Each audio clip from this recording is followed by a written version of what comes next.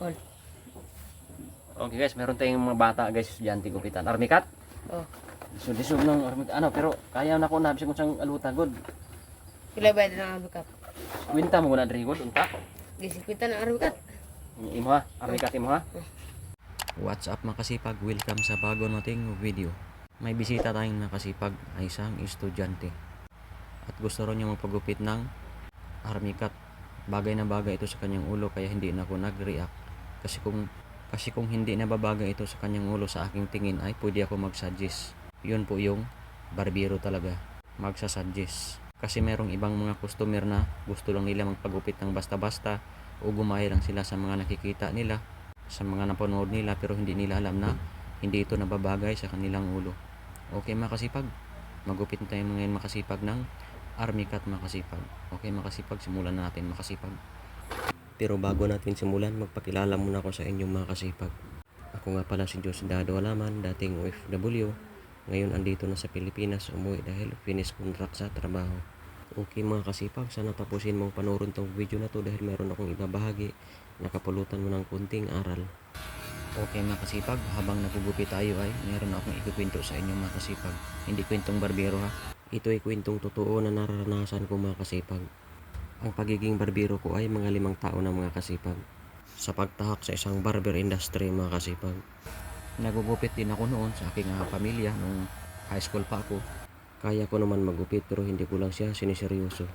Siniseryoso ko lang siya nung may nakita ako sa isang community na need talaga nila ng isang barbero. Kaya ang ginagawa ko ay sinolusyonan ko yung kanilang problema para makatulong. May bayad o nawala, okay lang sa akin mga kasipag. Kasi masaya ako na nakakatulong mga kasipag.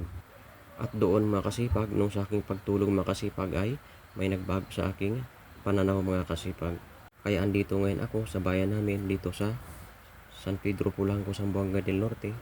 Wala akong magawa mga kasipag kaya ang ginagawa ko ay patuloy pa rin akong nagugupit, nagla-live kasi naniniwala ako na sa pagla-live ay makikita ang mga kasipag sa internet o sa social media. Mayroong makakapansin yun po yung aking pinaniniwalaan. Kaya napakahalaga po ang magkukontent or magla-live para malaman ng karamihan. Yun po yung mga kasipag, yung power ng pagkukontent or pagla-live. Okay mga kasipag, ugaliin natin mga kasipag na palagi tayo mag-brush mga kasipag kasi para maaliwalas at malinis mga kasipag sa pakiramdam mga kasipag, lalo na sa ating customer mga kasipag. Ang ginagamit ko dito mga kasipag nung unang hagod ko mga kasipag ay number 1 mga kasipag. Dinaritso ko na siya mga kasipag ng number 1 mga kasipag na nakasimosyon mga kasipag. At yung pinakababa mga kasipag yan ay media mga kasipag. Yung wala ng clipper mga kasipag. Yung tinanggal na yung clipper mga kasipag ay nakaka-open close na lang siya mga kasipag. Naglalaro na lang siya mga kasipag sa open close mga kasipag para maganda yung pag-blend niya mga kasipag. Isa itong barber clean cut mga kasipag. 0 media yung baba mga kasipag. 1 yung pinakataas mga kasipag yan mga kasipag. Ginagawa lang po ito mga kasipag. Itong open close mga kasipag. Yung direct mga kasipag para sa mga marunong na talagang mga kasipag. Yung medyo magaling na mga kasipag. Ako mga kasipag, hindi naman ako masyado magaling mga kasipag. Kaya ko lang mga kasipag maglaro mga kasipag. Sa awa ng Diyos ay yung aking mga customer mga kasipag, yung aking ginugupitan ay bumabalik-balik pa rin sa akin mga kasipag. Hinahanap pa rin ako mga kasipag. Yun po yun mga kasipag. Kumbaga gusto nila yung aking serbisyo, yun po yun mga kasipag. Mahalaga talaga mga kasipag na alagaan natin yung ating customer mga kasipag. Sila yung inuuna natin palagi. Pagsilbihan natin sila ng maayos at may halong pagmamahal mga kasipag. Yun po yung maganda sa pagserbisyo, yung may halong pagmamahal. Kasi nasubukan ko na yan. Yung mga customer ay bumalik mga kasipag. Yun po yun. Mag-focus tayo sa ating serbisyo na nakakatulong sa karamihan. Kasi kung mag-focus tayo ay malaki po yung improvement ng ating ginagawa mga kasipag. Yung ating paglilingkod sa karamihan. Oops, tika lang mga kasipag. Mayroon na namang customer mga kasipag o na estudyante. Nakita niya yung aking tarpaulin mga kasipag na nilagay ko sa punong kahoy mga kasipag. Nilagay ko talaga yan dyan para pag may dumaan, makita na mga kasipag na mayroong barbero din mga kasipag, mapansin nila. Kasi wala akong pambayad ng pwesto mga kasipag. Wala akong sapat na pambayad ng pwesto. Mapansin nyo mga kasipag, parang hirap ako magupit mga kasipag, nakayuko mga kasipag. Kasi ang baba ng aking upuan mga kasipag. Patuloy natin itong mga kasipag.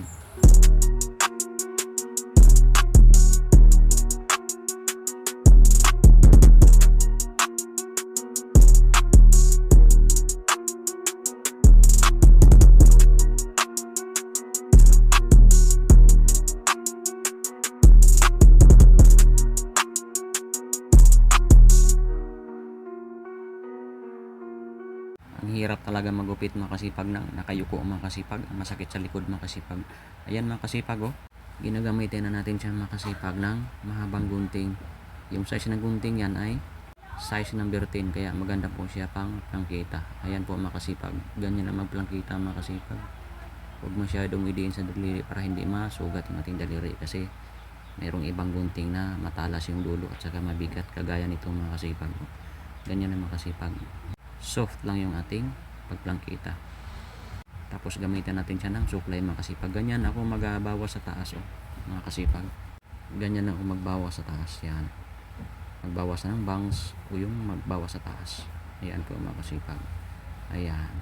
Sa tingin nyo mga kasipag, ano kaya ang magandang panuorin mga kasipag? Yung nasa barbershop talaga, yung naka-aircon, yung maganda yung kanilang pwesto o yung nasa bahay ka lang makasipag. Sa tingin ko makasipag para sa akin mas maganda talaga yung makasipag yung nasa pwesto makasipag kasi aircon makasipag at marami baga makasipag na mga nakikita mo makasipag sa barbershop makasipag. Pero para sa akin makasipag dahil wala akong pang upa makasipag ng pwesto dahil masyadong mahal, wala pa akong budget. Kaya dito muna ako makasipag sa bahay makasipag. At yung karatulan ng makasipag, yung nakaputi makasipag, yan yung nilagay ko lang makasipag sa kahoy makasipag. Habang nagugupit ako, nagwa-vlog ako makasipag para may nakakita. Pumunta na sila sa akin makasipag na marunong pala ako maggupit. O yan pala yung may talent para ako maggupit makasipag. Yun po yung makasipag. Okay makasipag, ganyan lang magbawas makasipag. O, pinabawasan yung kanyang taas makasipag. Ayan po yung makasipag. Yan, ganyan lang magbawas mga kasipag. Yan. Army cut na rin yung tawag nito mga kasipag. Yan mga kasipag oh. Yan. Kasi pwede siyang tawaging brush up mga kasipag. Army cut mga kasipag. Yung mahaba yung taas. I-brush up lang siya mga kasipag. Yan pwede mga kasipag. Pero ito para siyang crew cut, army cut mga kasipag. Yung crew cut mga kasipag mayroon niyang bangs mga kasipag. Parang mahaba siya na crew cut, army cut. Yun po yun mga kasipag. Yung army cut mga kasipag. Lilinawin ko pa siya mga kasipag. Ang gupit na army cut mga kasipag ay may mga klase din siya mga kasipag. Katulad na lang ng crew cut army cut, flat top army cut, buzz cut army cut, bar cut, curly army haircut, military high fade army cut, meron ding side part army cut. Yun po yung mga kasipag yung klase ng mga army cut mga kasipag. Maraming klase mga kasipag. Basta kunti lang yung natira sa taas mga kasipag. Matawag na rin natin yung army cut mga kasipag. Yun po yung mga kasipag.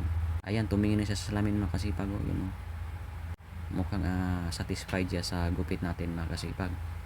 Mukhang okay na okay siya. Kunti na lang ang kulang. Ayan, malapit nang matapos. Kunti na makasipag at matapos na. Ayan mga kasipag. Retouch lang tayo. Yan. Yung may kunting may kunting mga sumusobra na hindi kaya ng supply. Pwede naman siya pulusuhan natin ng kunting mga kasipag. Ayan mga kasipag. Patapos na makasipag yan oh. Gwapo na oh. Mukhang satisfied na siya sa kanyang gupit. Kunting-kunti lang makasipag. Finishing na natin siya. Yun po yun makasipag. May sobra-sobra pa ng kunti. Yan. Dapat talaga nito makasipag ay yung upuan makasipag ay mahaba makasipag. Tingnan nyo makasipag oh. Ayoko ako masakit sa likod. At yan yung aking anak makasipag. Okay makasipag, samahan nyo pa ako sa aking mga sunod na video makasipag. Dahil meron pa ako ibabahagi na maaaring kapupulutan mo ng kahit kunting aral mga kasipag. Dahil masaya na ako na nagbabahagi ng aking gapiranggot na kaalaman nyo po yung mga kasipag. Okay mga kasipag, maraming salamat sa panonood ng video na itong mga kasipag. Kahit wala tayong pwesto ay pwede naman tayo mag-video mga kasipag. Hindi lang naman nakukuha lahat sa pagandahan ng pwesto mga kasipag. Yan po yung pinaniniwalaan ng mga kasipag. Okay mga kasipag, maraming salamat sa panonood ng video na to. Kung nagustuhan mo yung video na itong mga kasipag, pwede mo akong i-like, comment, and share or subscribe to our YouTube channel or click the bell button below para ma-notify ka sa mga bago ko na mga video na i-upload. Okay mga kasipag, maraming salamat sa panonood.